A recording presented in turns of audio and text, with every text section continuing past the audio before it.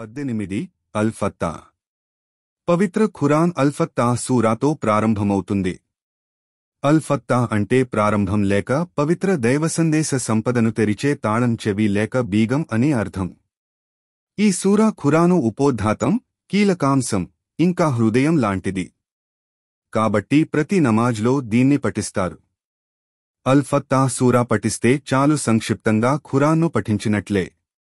కాబట్టి అల్లాహల్ ఫత్తాహే ఆద్యుడు, విశ్వప్రజలకు విశ్వాసాన్ని ప్రకటించేలా చేసినవాడు. ఆయనే ప్రజల అజ్ఞానాన్ని తొలగించి జ్ఞాన జ్యోతిని వెలిగించేవాడు, సన్మార్గాన్ని చూపేవాడు. అల్లాహ్ ఒక్కడే, ఆయనే ఆరాధనకు అర్హుడు. ఆయన సర్వాధికారి, దయామయుడు. ఆయన దుష్ట శిక్షకుడే కాదు, పశ్చాత్తాప భావంతో తమ తప్పుల్ని క్షమించమని వేడుకునే దాసుల పట్ల క్షమతో వ్యవహరించి వారి క్షేమాన్ని కాంక్షించేవాడు కూడా. అయితే షిర్క్, బహుదైవారాధన ను మాత్రం క్షమించనని ప్రకటిస్తున్నాడు అల్లా. తన పట్ల విశ్వాసం చూపని వారికి నకరమే శరణ్యమంటున్నాడు అల్లా. చనిపోయిన తరువాత ఈ లోకంలో మనం చేసిన మంచి చెడుల గురించి ఆయన సమక్షంలో సమాధానం చెప్పుకోవాలని ఆయన చేత ప్రకటించబడింది. తీర్పు దినానికి అల్లాహ్ ఏ యజమాని. ఈ విషయాలన్నీ మనకు తెలియజెప్పడానికి ఆయన ప్రవక్త ముహమ్మద్ నే కాక దివ్య ఖురాన్ గ్రంథాన్ని పంపాడు. ఖురాన్ గ్రంథం ద్వారా మనకు మానవ సమాజాల గతం, వర్తమానం ఇంకా భవిష్యత్ వివరాలు కూడా తెలియజేయటం జరిగింది. మన జీవన విధానానికి సంబంధించిన అతి సూక్ష్మమైన విషయం కూడా ఈ గ్రంథంలో పేర్కొనటం జరిగింది. ప్రపంచంలోని వ్యక్తులు, సమాజాలు, జాతుల చరిత్రలు అన్నింటినీ అల్లాహ్ తెలియజేశాడు.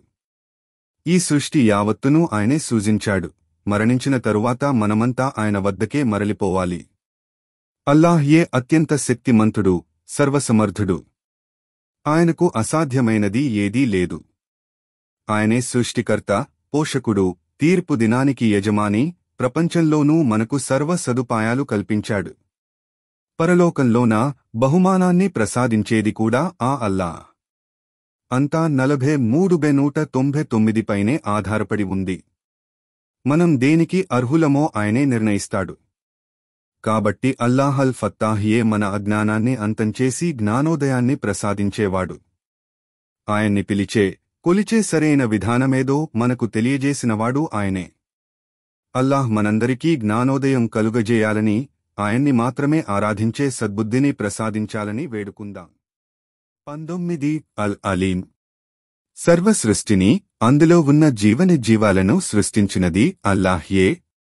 ఏ వస్తువుని లేక ప్రాణిని దేనితో సృష్టించాడో ఆయనకే తెలుసు. ఆదం ను మట్టితో చేసి ఊపిరలుదాడు. అల్లాహ్ మనకు జీవితాన్ని ప్రసాదించాడు. ఆయనకు అన్నీ తెలుసు. అతి సూక్ష్మమైన అణువు నుంచి పెద్ద పర్వతం వరకు, చిన్న చీమ నుంచి మానవుని వరకు ప్రతిదీ ఆయన జ్ఞానంలోనే ఉంది. వీటి ఉనికికి సంబంధించిన జ్ఞానాన్ని ఆయనే సృజించాడు. ఈ జ్ఞానం కేవలం అల్లాహ్కే తెలుసు. విశ్వంలో ఉన్న ప్రతిదానిపై ఆయన జ్ఞానం పరివేష్టించి ఉంది.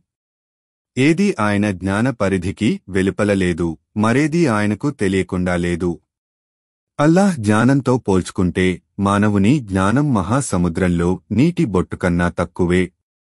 మానవుడు తెలుసుకోవలసింది మరెంతో ఉంది. మనకు తెలిసిన దాంతో లేక యూనివర్సిటీల ద్వారా పొందిన సర్టిఫికేట్లను చూసి గర్వపడకూడదు. అల్లాహల్ అలీం జ్ఞానంతో పోల్చుకుంటే మన జ్ఞానం దేనికి కొరగాదు. ఆయనకు సర్వకాలాలు తెలుసు. ప్రతిదానీ విధివ్రాత అల్లాహ్కు తెలుసు. ఆయనే మన మార్గదర్శకం కోసం దివ్య ఖురాను పంపాడు. ఆ గ్రంథం ఆయన విశ్వసనీయులైన దాసుల హృదయాల్లో పదిలంగా ఉంది. భూమిపై ఉన్నది, భూమి లోపలి పొరల్లో దాగి ఉన్నది, ఆకాశం, నక్షత్రాలు, సూర్యచంద్రులు, గ్రహాలు అన్నిటినీ అల్లాహ్ సృష్టించాడు. మన ఆలోచనలు, వాటి అంతరార్థం కూడా అల్లాహ్కు తెలుసు. ఇతరులకు మన రహస్యాలు తెలియకుండా దాచగలం కాని అల్లాహ్కు తెలియకుండా మనం ఏదీ దాచలేం. మన ఆలోచనలు, పనులు అన్నీ ఆయనకు తెలుసు. మన అంతర్బాహ్యాలు, నిజానిజాలు, మంచి చెడులు అన్నీ ఆయనకు తెలుసు. కాబట్టే అల్లాహ్ అల్-అలీం అని పిలువబడుతున్నాడు. ప్రతిదాని పుట్టు పూర్వోత్తరాలు అన్నీ కేవలం అల్లాహ్కే తెలుసు. ఒక వస్తువు ఉనికిని తెలుసుకోకుండా దాన్ని ఎలా ఆయన సృష్టించగలడు? ఏదీ ఆయన జ్ఞానపరిధికి వెలుపల లేదు. అంతటి మహిమాన్వితుడైన అల్లాహ్ మాత్రమే ఆరాధనకు అర్హుడు. మనమంతా ఆయన్నే విశ్వసించాలి, ఆయన పట్లనే ఆరాధనాభావం కలిగి ఉండాలి. మన ఆచరణలకు ప్రతిఫలాల్ని ప్రసాదించేది ఆయన మాత్రమే. తీర్పుదినాన మన కర్మలను బట్టి మనకు స్వర్గమో నరకమో నిర్ణయించేది ఆ అల్లాహ్యే. కాబట్టి సదా మనం ఆయన్నే ఆరాధించడం అన్ని విధాల శ్రేయస్కరం. మన ప్రభువు మనల్ని సమావేశపరుస్తాడు. తరువాత మన మధ్య తీర్పు చేస్తాడు. ఆయన సర్వజ్ఞుడైన న్యాయాధిపతి. దివ్య ఖురాన్ 26